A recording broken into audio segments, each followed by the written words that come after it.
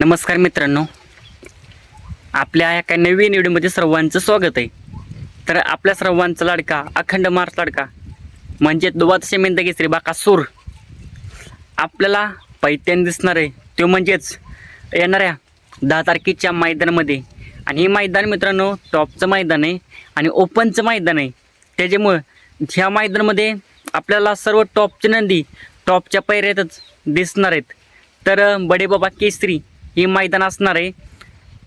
नक्कीच ह्या मैदानामध्ये आपल्या बकासूरचा पायरा नक्की कोण असेल आणि कोण पाहिजे, कारण की दोन नंदी पैकी एका नंदीपर आपला बकासूर पैतानी दिसेल असं वाटते आपल्याला बरं का.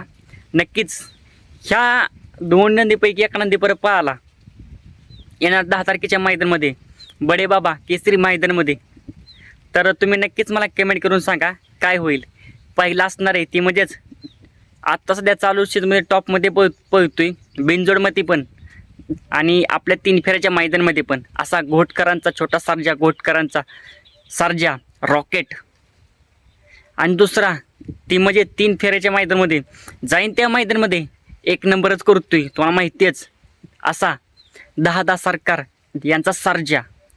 ही दोन्ही टॉपचे नंदी आत्ता सध्या टॉपमध्ये पळतात, तुम्हाला माहितीच.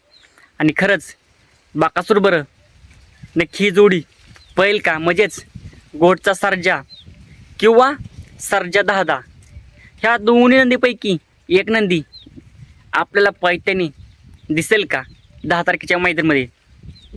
तर या दोन्ही नंदीपैकी एक नंदी आपल्याला असं वाटतंय 70%, तर असं वाटतंय 70-80%. तर नक्कीच पळेल बरं का. चर्चा पण मात्र खूप चालू. मी एक व्हिडिओ पण बघितल्या, व्हिडिओच्या खाली पण मित्रांनो काय काहींच्या व्हिडिओच्या खाली येतात कमेंट पण येतात गोडचा सर्जा आणि बकासूर पाहणारे सर्जा 10 हे 100% पाहणारे अशा मित्रांनो खूप कमेंट येतात. त्याच्यामुळं असं वाटतंय की आपल्याला नक्कीच ह्या दोन्ही नंदीपैकी एका नंदीपर्यंत नक्कीच पळेल.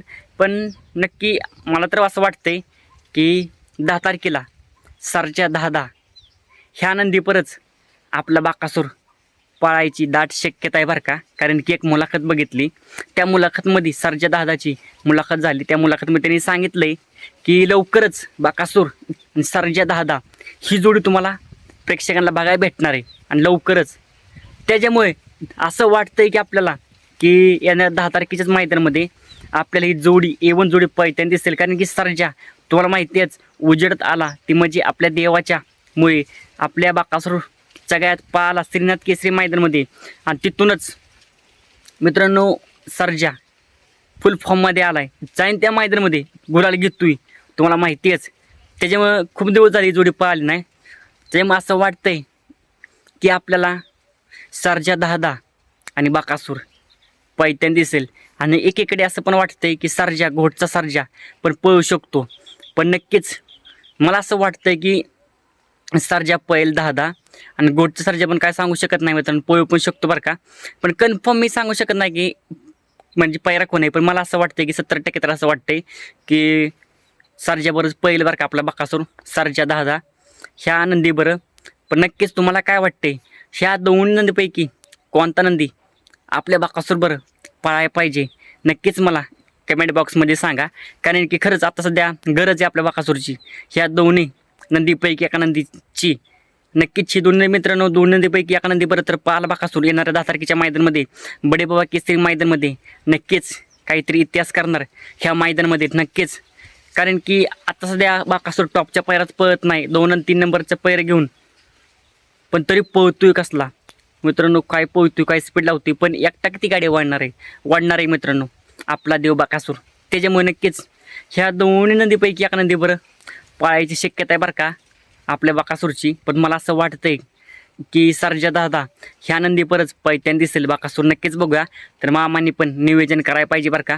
तर तुम्हाला काय वाटते कोणती जोडी म्हणजे कोणता नंदी आपल्या बकासूरवर पळेल, नक्कीच मला कमेंट बॉक्समध्ये सांगा. तर मला तर असं वाटतं की सर्जा 10 हीच पळेल.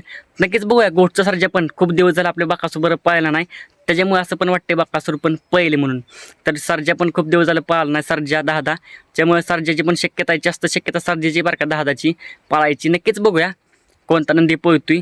तर आजचा व्हिडिओच होता आणि नक्कीच बकासूरचा टॉपचा चॅनल 10 तारखेचा पायरा पाहिजे आणि नक्कीच पायरा टॉपचाच असेल, मग खरी मजा आपल्याला मैदान बाग येणार आहे. नक्कीच गुलाल घेणार म्हणजे घेणारच आपला बकासूर. तर आजचा व्हिडिओ होता मित्रांनो, तुम्हाला सांगायचं होतं. तर चला, जय महाराष्ट्र, जय शिवराय.